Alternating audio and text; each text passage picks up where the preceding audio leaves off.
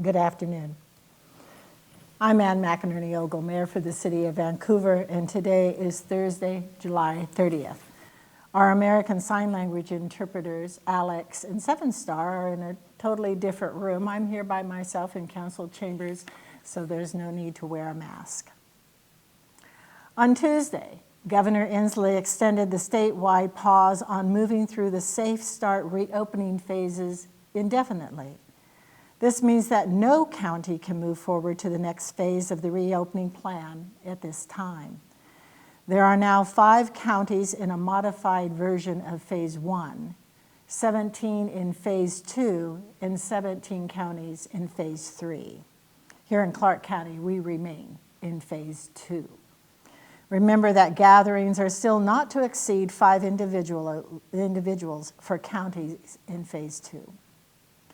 A lot of parents who have children in grades K through 12 are wondering whether their children will be going to school this fall. And yesterday, the superintendents of our 8 Clark County school districts, including Vancouver, announced that they would be recommending to their school boards that a return to school this fall should happen through remote distant learning. The school boards must approve a district reopening plan 2 weeks prior to the official start of the school year. And the reopening plan is on the Vancouver School Board's August 4th meeting agenda and the Evergreen School Board's August 11th meeting. The recommendation to move to online remote distance learning in the fall is based on the reviews of the latest COVID-19 health and science data, and from discussions with health department leaders and input from staff and families. Resuming school in person could result in more widespread infections. A study recently released by the Institute for Disease Modeling concluded that the relationships between reopening and workplace and schools are all intertwined.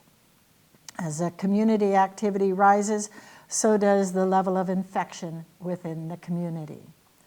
In their press release yesterday, Clark County School District said they will follow requirements from the Washington State Office of the Superintendent of Public Instruction to 1, work with community partners to identify childcare options for school-age students whose families don't have the option to stay home with a child each day. 2, to address the gaps in connectivity and technology access so each student has sufficient opportunity to continue their learning outside of the classroom.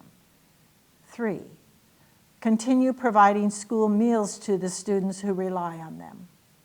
4, utilize local data to determine which of their students need additional intensive learning support and to provide that support remotely if possible or in person when that is the only effective delivery method. 5, to have weekly schedules for each student, daily engagement or assigned work for each student, and requirements for daily attendance. And 6, meet the number of instructional days and hours required in state law, consistent with the School Board of Education's rules on the definition of an instructional hour. School superintendents recommend using the Washington State Safe Start phases as a framework for returning to in-person instruction. So when Clark County returns or enters into Phase 3, it would enable districts to begin transitioning to limited in-person instruction, which would mean some in-person and some remote distance learning. And entering Phase 4 would enable districts to adjust this hybrid model to include more students. We all play a role in helping schools return students to in-classroom learning, and so wearing a mask and maintaining physical distancing plays a vital role in stopping the spread of the virus in our community, which will allow children to get back to school in person and our businesses to be reopened at full capacity again. Also, in response to current health and safety concerns and restrictions due to the virus, the city's Marshall, Lupke, and Furstenberg community centers will remain closed through at least August 31st. Furstenberg and Marshall community centers are eligible to reopen when Clark County enters phase 3 of the state's Safe Start plan. However, the final reopening date will be informed by public health guidance and the infection rate in our community.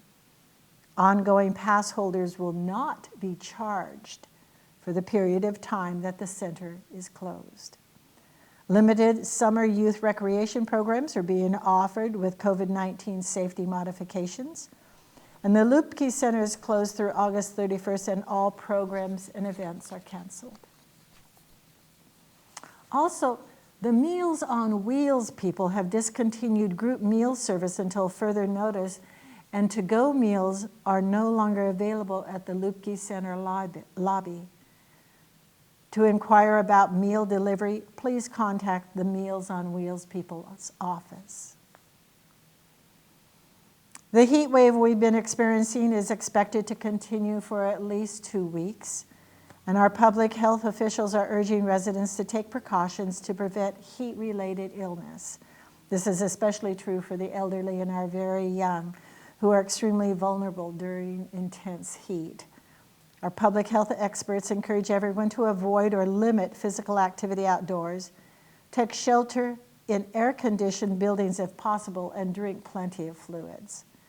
The heat wave during this pandemic time is especially concerning as the usual cooling stations that are normally open during hot weather events, such as our library and our recreation centers, are not open during this time due to the COVID restrictions.